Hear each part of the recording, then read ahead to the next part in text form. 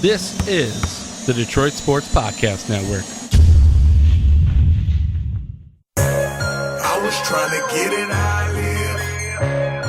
I want them dead presidents. I want to pull up, head spin, get fly. I got 6 jobs. I don't get tired. I don't get tired. I don't get tired. I don't get tired. Get fly. I got 6 jobs. I don't get tired. Full-time artist. Ex-guard, he said grind hard to learn from every time you ever fail. If it never. Welcome, everybody, to the latest edition of Two Bad Hombres. I am the Doc, John Macaroon. Welcome to the weekend, Vito. Oh, it was good to take a week off. I'm looking forward to the conversation. I'm looking forward to later today playing some softball. It's a good time, baby. The weather has been great. All is good. How are you, Vito? Doing well, especially because it is the day, finally, of the 4th annual Churko & Company charity softball game. Proceeds benefit Make-A-Wish Michigan. We've already raised money online north of $1,000. You're doing really well with that in terms of fundraising online and want to raise north of $5K today. Through your help, you donated $325. And you put in, now what was your nickname or little name you put online for fun? You put John Never Invited Macaroon. Is that true? Yes, sir. I took the lead. I love that. I took the lead from Nick. He put a nickname. I'm like, I think that's funny to put a nickname. So it allows you some leeway there in terms of my name. So I put that in there. So it's an inside joke for those that see it in that Vito and I have more of a professional relationship. And I'm like, even though, you know, I've helped you out, I've helped help you along your way with some counsel, some advice, things like that, put you out there. And even though you have engagements, I've invited you to many things, and yet I think the ratio of invites is like 8-1, where I invite you to more things than you to me. That's fine. I understand, and that's how it goes. So it's an inside joke between you and I. It's a funny bit that we have on Two Bad Hombres. But I want to get a sense because, obviously, you've done it right. You've listened. You created, a charitable organization. You're not doing this nilly-willy. You're doing this properly. You created a charitable organization so that this softball game can really help Make-A-Wish. You've established a board, and so it's all good. How's the prep been? And do you feel like, this go-around, the 4th annual Churko & Company softball game, has it gotten easier? Does it get harder the more people you get? The more people that you're working with, does it get easier? Or are you finding that, okay, it's just a lot to get to, and you just got to find the right time to delegate and organize? Well, it's been, a lot more time-consuming because I made it into a year-round event, and maybe not actually quite a year-round event for this year's game. But I've done a lot more preparation for it with the formal board. And we have met the last month every single week. I've talked to my aunt, Annette Churko, every single day via text or a phone call, and at times numerous phone calls, such as on Thursday of this week. She's my clerical person and secretary, and I call her the GM, the Alavila of my board as well.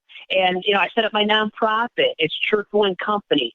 So now I can use that to raise money for entities through numerous events.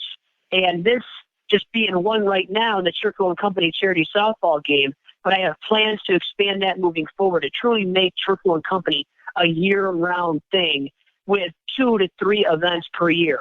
But, yeah, it's been a heck of a lot of preparation. The board has been active. I have volunteers tomorrow, expected 45 to 50 players at $30 a pop. And spectators, and with that all taken into account in totality, I should have north of 100 people there today for the 4th annual Churko & Company charity softball game. Wow, Vito, you said 45 softball players? 45 to 50. In the future, the thing is, if I keep having this same amount of players year in, year out, I'm going to make it into a tournament, which should entice people even more to come to my game, to participate in this tournament. I'll get a trophy for the winner. And I think that'll just intrigue people more and lead to more donations for Make-A-Wish or whomever I raise the money for in the future. Okay, good. Not that you're going to take my advice, but then can one of the events be like a black tie charity event where we can sip some champagne, we can do some auctions? Maybe one day your big goal can be maybe you can book, the likes of an Elton John for the support that you get. You can just pay someone big money to show up, and we can all get dressed up in tuxedos, and it can be really one of the marquee events that everyone tries to get to. Even somebody tries to crash. we would have wedding crashers, so-called a black tie than crashers. But if you're forking over the money for it to be a sponsor for the event, then I'll do it, John McElroon. But you're going to have to donate like $1,000 or north of $1,000 to sponsor that event, because could you imagine the crazy amount of money that I would have to fork over to afford that, to put on that event? But I'm saying, look, remember, you know that. Remember, you're starting off obviously with games and things like that, but this is a charitable event, so it can be something where in 10 years we get towards a spot where it's like a $150 dish night where you can go and see a couple athletes, a couple performances, and have a good time, and proceeds go to a charitable event. It can happen. That's what you got to learn about. You got to learn about how do these charities raise money, how do they put on these events, and you got to make it so that it's something that someone like myself might want to put a couple $100 down on a dish. You know what I mean? Well, more than that. More than a couple $100. Come on, man. I mean, you already donated $325 for my game this summer. So for a black tie event, I expect you to raise like north of $1,000 to donate that much, to be a formal sponsor, to help put the event on. If you want that event, John, you have to donate $1,000 at least. Okay. I think that's fair. If you to pony up. Okay, if you're willing to do that in a 10, I'm not talking about this year or next year, but down the road, when I'm hitting retirement age, I can go look forward to every year. I'm going to have dinner with Vito, our one engagement every single year, the Vito Churko charity event. And it's got to be entertaining. That would be beautiful. Yeah, it's actually got to have a little bit of everything. Got to have a little bit of a comedy, somebody that has to do a little bit, maybe 20 minutes of comedy, a little bit of music, a little bit of food, and a little bit of dancing. You got yourself a night. It's a good time. Champagne, booze, dancing, entertainment, a DJ, a comedian, like you said. It'd be a beautiful night, definitely. And you'd raise money for charity, and I think that's great. You got a board, you established it, and a lot of people have supported it, and thankfully, the weather today is going to be beautiful. Man, the summer, actually, this year has been quite nice in terms of a couple days in a row now consecutively, a nice stretch of weather, so it's been good. But all right, Vito, we got a lot to get to, a lot to clear up since our last time recording. One of the things that outraged a lot of people a couple weeks ago was Tom Brady, and it was very interesting in that Tom Brady's taken a vacation, and on social media, obviously the last couple years, he's gone on vacation, gone to exotic places, and he's posted pictures of the events that he does, obviously going to beaches, hanging out a little bit, hanging out with his family. But this go-around was a little different in that he included his daughter. And what had happened was Tom Brady jumps off of a cliff with his daughter, and he jumps into the water. And some people, now, my first reaction as a dad was not to be outraged. I wasn't upset, but I said, ooh, that could be dangerous. But I don't begrudge the man. That's what you do. It's not something that I have not ever seen before. When people go to these places, they jump off of cliffs. Part of the fun of going on vacation is handling your business, is handling stuff and having some fun. So for those that got outraged and called Tom Brady a bad dad, I just thought that was a little bit over the top because of the fact that, hey, he's having fun. I'm certain that he scouted it out before.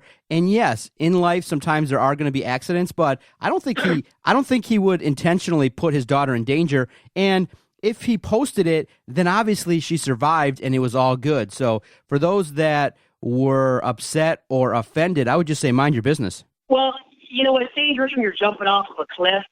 So, I'm not really a big fan of that, honestly, doing it with your kids. I just wouldn't do it. I wouldn't do it myself. I'd be too afraid to do it. But I think we're caught up in this firestorm of tweets, people overreacting behind their keyboards and, on their phones, mobile devices, and reacting to this kind of thing. And really, it's just nonsense.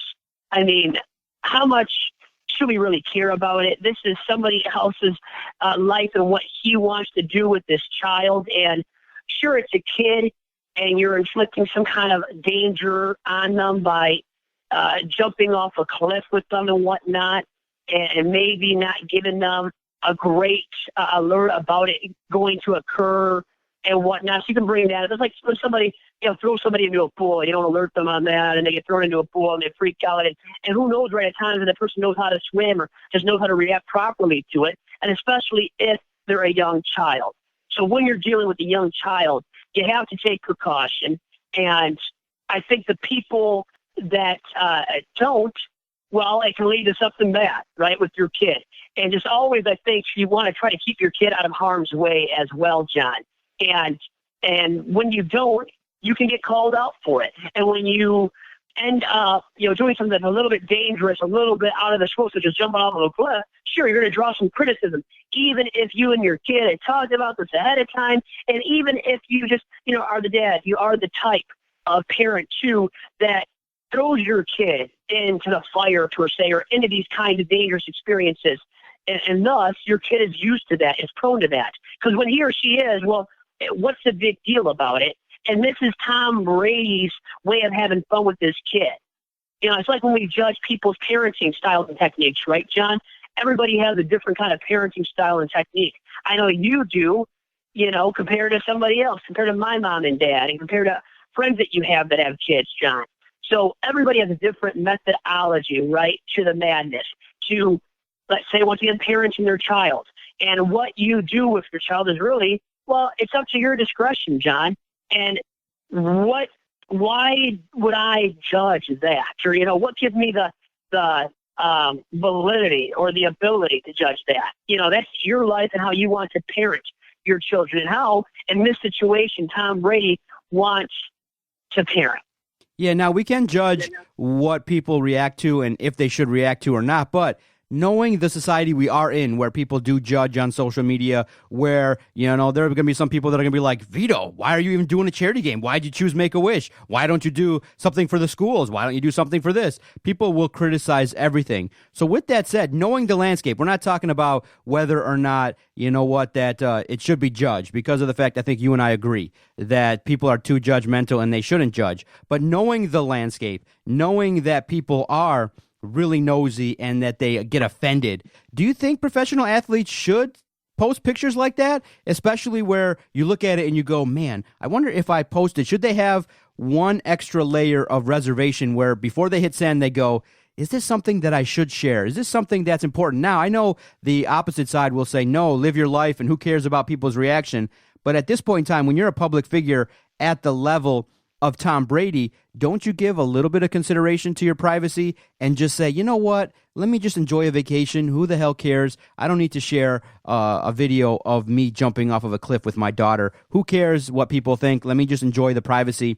Let people judge me for how many touchdown passes I'm going to throw this year. I don't want them to judge me on how I interact with my daughter. Do you think athletes should have reservations about the things that they do post a little bit more and go a little bit more private? I think that's the way they should go. I think for me, in the landscape that we live in, if an athlete runs his own social media account, I think there's a chance to make a judgment that it's a mistake. Just put it in the hands of a professional. You can openly tweet and say, hey, my tweets are no longer run by me. They're run by this person. And every so often I will come on and let you guys know, and we can get down and have a good time. But by and large, without extending your brand or using it to market charitable events, I think for professional athletes and big-time social media influencers and things like that, I just think that opening up your notifications sometimes really leads to judgments and things like that. But for Tom Brady, here's the other part too. Eventually speaking, he doesn't even have to post it. The guy probably is so followed that he can't even jump off of a cliff without maybe 5,000 photos. So he's probably like, you know what? I'm being watched anyway. Let me just share with the world and not give a crap. Where would you fall if you became a big-time celebrity and you were really, really a high-end guy that a lot of people know? If you became a high-end guy that a lot of people knew, would you be on social media sharing a lot of stuff, or would you be like, you know what, let me take this dance of letting somebody else run it? Well, you know what? I think if there was something funny, I would share it, but maybe not with my child or children. And this is a 6-year-old daughter. It is a 6-year-old daughter of Tom Brady's, too. So I think the younger the child is, the less likely, less prone that I would be to share a picture or video with that child on social media to my fans and supporters out there. Because then these people, they just spread things like wildfire, right? And one bad photo or video of you with your kid and doing something stupid, if you perceive this to be stupid, Tom Brady and his daughter, and it's dangerous at the very least, right? You can say that easily. I don't care who you are. So you consider this dangerous, and, you start, because of that naysaying what Tom Brady did here, and people have, because of the dangerous nature of it. Well, now you got this video of you and your daughter, you participating in this dangerous activity with her, and she's only 6 years old. So that can lead to a bad negative image for yourself as a parent, and people now are criticizing his parenting styles and techniques. And maybe it's not rightfully so, because once again, like I said, and how I view it, he has the right to parent his child in the way that he desires. But still, this can be perceived as dangerous. It's going to lead to criticism because of that. And for me, once again, to backtrack to your question and to answer that clearly, John, I would probably share funny stuff, a funny photo or video of my kids, and like, you know, a little a baby photo of one of my children, because that's cute. Everybody loves that and goes, you know, gaga goo over that. So these celebrities and athletes have the right to share all of that, you know, via their Instagram page, via their Twitter, Facebook pages. But at the same time, I think you have to curtail what you share as well, or at least, you know, once again, think before you tweet. Just like how we have to think before we speak, and we're thinking before we're speaking right now on this podcast, John, you have to in daily life, and think also on social media before you press send or you press post on Facebook, Instagram, or Twitter, because once you're in the limelight, you will receive more criticism. You put yourself out there to receive more criticism. And there's always going to be those people that feel empowered behind their keyboard or on their phone to give an opinion on a matter involving an A-lister like Tom Brady, who, you know, is more active now. He's on Twitter. He shares stuff often and shares some really good, funny stuff. But at the same time, I can see where an athlete and a celebrity would get somebody to handle their social media pages. And I've got to believe, John, that Tom Brady has somebody as well that will help him help him post these videos. Like, you know, he is, right, recording the video with his own phone or device or whatever. Like the one in which he recorded his 40 time, I think, recently, and that was really funny. You know, that was really cool to see from him. Somebody probably posted that for him, though. If you saw somebody behind the scenes as your PR guy / social media guy that is handling these posts, that is posting them for you. So I think there still is a level of importance with that. But at the same time, if you want to share a funny photo or video or, you know, a cute image of your little kid, but he or she is a baby, I think you definitely have the right to do so.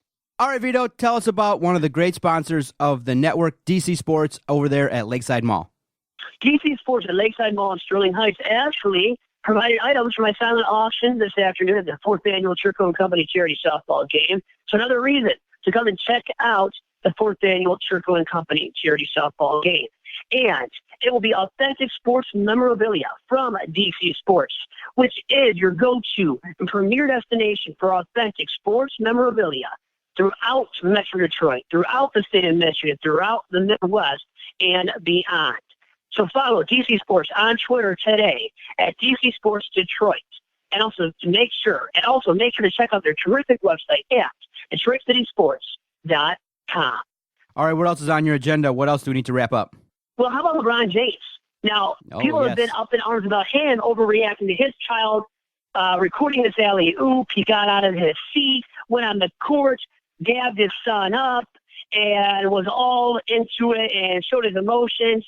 And people are up in arms right now, and you've probably seen it on social media, John, have reacted to him getting out of his seat, as I said, and going on to the court to celebrate with his son, Bronny, and then his teammates. And people think he's gone too far and have overreacted to that. What are your thoughts on that, John, yourself? Yeah, it has taken over a little bit in terms of people weighing in. I seen the video by Nate Burleson because a prominent media member, Jason Whitlock, kind of came out against LeBron James and said, hey, you know, this is attention-seeking, this is wrong. LeBron James should take a more passive approach. Nate Burleson came out and said, how can you attend a game where your own blood is playing and you care about it and you just sit there and sit back? Now, for me, I'm kind of the same way. I do cheer for my nephew, but I also have restraint. I'm not out there on the playing field. I'm not out there doing moves on the baseball diamond when my nephew plays. So I'm kind of right in the middle where I say, yeah, LeBron has a right to show passion, but at the same time, I do think he went a little bit overboard in that he's on the court, he's doing some things, but it's LeBron James, so inherently it's something where you recognize that, hey, this guy's prominent. He's going to be, you know, somebody that wants to really express himself in a big way. But at the same time, LeBron James should show some restraint, realizing there's other parents there too. Yes, of course you should cheer on your kid, but also within the confines of, hey, staying in the stands. I think that should always be the rule, is never go on the court, never do dunks or things like that in terms of the performance. So I'm not mad at him. I just say, well, it is a little bit over the top. It is a little bit attention seeking, but that's LeBron James. You come to expect it. So I'm not terribly surprised by it. And I think it's kind of cool that, he really loves his kid. He's there, and his young kid's going to have probably a great long NBA career, going to have a lot of opportunities. I just think that you have to, I think the theme probably for today's show is a little bit more self-awareness. Sometimes people got to be aware of what they're doing and be aware of their strengths and how they're helping a brand or hurting a brand. And at the same time, I don't think this hurts LeBron, because I think he takes the attitude of, hey, I'm going to do what I want and let the haters hate.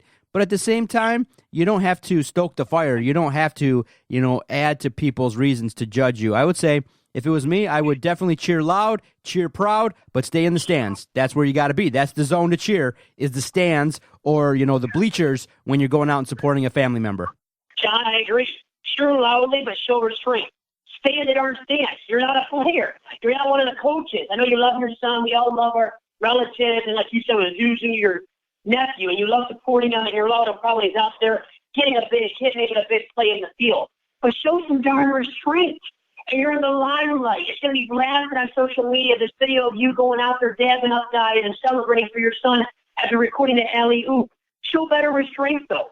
So I definitely see eye to eye with you on this matter. And it's not like we're even trying to criticize Tom Brady for his parenting ways or LeBron James for his parenting ways. You have the right to celebrate with your kids, to be excited for them and whatnot. But just be more self-aware, like you said. I think you nailed it on the head, John, and you always do. You're the doc for a reason here on the DSP network. What do you think overall of LeBron James? Do you think that as he gets older that, the stance that he's taken in terms of being a little bit more of a political speaker and things like that, do you think he's hurt his brand? Or do you say for him that, hey, you do what you got to do, you speak on what you need to speak on? Do you think LeBron James has, for the most part, done well by himself and his teammates and things like that? Do you feel like the way in which he conducts himself is fair, or does he have to take a look at how he's portraying himself? Because there's a growing, that's not loud, but there's a growing sentiment that maybe LeBron James is doing some wrong things and making some wrong choices. He should have been at the Democratic debates in the Fox Theater. And that was not the truth. I know we talked about, hey, what to bring up.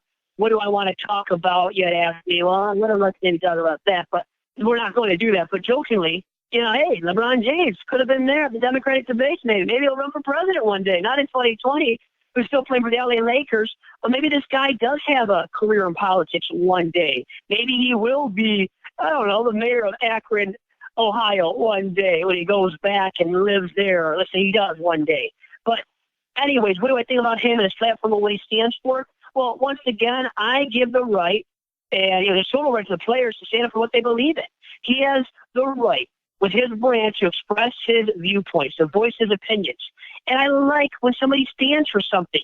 And he stands for equality for his fellow African Americans. It starts with the NBA players. He stands for equality for them, for all of those guys to get paid what they deserve. And then outside of basketball, he has done a lot of speaking up. He has spoken out against Donald Trump for some of his racist comments and ways in the past. And not to dive into that deeply, but the man has a right to do that, to stand up for that, for what he believes in. And in this day and age, John, you're seeing a lot of these athletes stand up for what they believe in and have a voice more than they ever did before. One quick sports note, I do want to get your sense regarding a couple athletes. Do you think the running back position in the NFL is going to take a backseat to wide receivers? Because there's been a debate now. Michael Thomas earned a $100 million contract, and Ezekiel Elliott and Melvin Gordon are holding out. I think that the running backs are kind of looking at their situation and going, oh, man, if I don't get my money before the age of 27, these teams are going to move on from me. And there's been this kind of debate regarding the role of a running back because Jerry Jones came out and said, well, because he's dealing with the holdout of Ezekiel Elliott, he said, look, the Patriots have kind of won without a marquee top number one running back. Maybe we can go with this trend, but a lot of people are calling him a hypocrite because of the fact that, hey, you won 3 Super Bowls with Emmitt Smith. How can you not pay a running back? And I had a chance to speak to Ian Rappaport, and he said, look, for teams that don't have a running back, it's harder to win. Can you win? Yeah, the Patriots did, but they're a strong organization top to bottom. A lot of teams, if you can't run the football, are going to have a hard time, in terms of the offense because you become one-dimensional. So a lot of people are debating it, and they're saying, well, you know what? Running backs get a lot of tread on their tires. Running backs, you don't have to pay. A lot of big money now is going to wide receivers and quarterbacks. And so if you're a running back, you're left with, and you're stuck with looking at going, man, every single play that I get the ball, I am experiencing a car crash. What do I do? What do you think about it? Do you think running backs need to get their money? Or do you say, you know what? That's a position that take your money when you can in your early 20s. And then, recognize that might not be the premier positions anymore. It might be 1 QB, 2 wide receiver, and then maybe 3 or 4 running back. Once you're 30, you're done. Or consider to be starting to get over the hill. So past 30, for sure, you're considered over the hill. So get your money, man, when you're 23 to 25, 25 to 27, and run with it, baby. Because if you don't before that time or by that time, John, once again, you're not going to get your money, the money that you feel that you have deserved based on what you've accomplished already throughout your NFL career. If you don't get it, I would say, and I think you brought it up yourself, by the age of 27, as is the case now with some of these dudes that are running back in the NFL right now and are stars at that position, such as Ezekiel Elliott and Melvin Gordon. Melvin Gordon now requesting a trade, and I know you brought up on Twitter whether or not the Lions should be interested in trading for him. And the Lions don't have a big surefire need at that position right now because of Kerryon Johnson, and I know they got C.J. Anderson as a backup, but he's not much, and Melvin Gordon still has much more of an impact back than both of those guys, for sure, at this point. Now, especially C.J. Anderson. But anyways, I digress as back to my point that, yes, these guys should go and get their money as soon as possible, because if you do wait until you're past the age of 27, and for sure, if you wait until you're 30, you're not going to get paid as handsomely as you deserve or that you once deserved.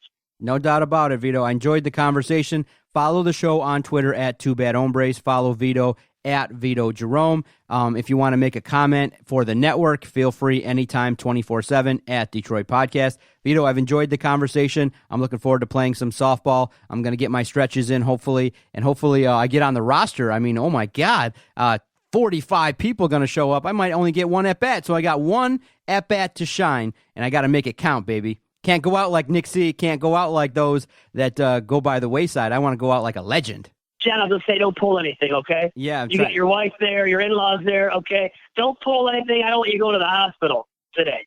Early scouting report. What's the field like at Bussey Field? Short fences, 200 feet to each part of the ballpark, so you might even lift one out of the ballpark, John. If you really connect, you might hit one out, and guess what? The rule is 1 home run per inning to alleviate the fact that, or just to prevent these hitters from just mashing the ball out of the ballpark left and right, and it's just a home run derby. We don't want a home run derby. We want to curtail that from happening as much as possible, and that's why we have instituted 1 home run per inning, and that means per half inning. So for each team, you get 1 home run, and after that, it's an out. So you can't hit too many of them, John, at the same time. Understood. And we're playing 7 innings or 9? We're playing 9 full games. So there's so many guys to get through. We have a full 9-inning game taking place this afternoon. All right. I can't wait for it, Vito. Good job on you. I know it's tough. I know that you got to put a lot of things together to make something like this happen. Good work. And I'm looking forward to it. My family looks forward to it all the time. And it's a good cause for Make-A-Wish Michigan, the Churko & Company softball game. For all information, you can still donate even after the game. Go to our Twitter page at Detroit Podcast. You can find it. And if you're a reader of newspapers, the 5 of you that still like to open up the paper, I think the worst version of the Macomb Daily was printed with your ugly mug on it. And I know. I know. Oh, thank you so much, John. I really appreciate that. My sources at the Macomb Daily said that readership went down like 4% when they distributed your face on it. But it's okay. It's still for a good cause. That's their problem. They got to worry about the declining readership by putting your face on it. It's all good for you. Yeah, absolutely. And once again, proceeds benefit Make-A-Wish Michigan. Should be a fun day for all. See everybody next week. You just downloaded the latest edition of Bad Hombres. All the shows on the network are available on any platform that you can find podcasts. All you got to do is hit the subscribe button, and each and every day, the content will find you, and it's good content. Thanks, everybody. We'll talk next week. See you, Vito. Adios.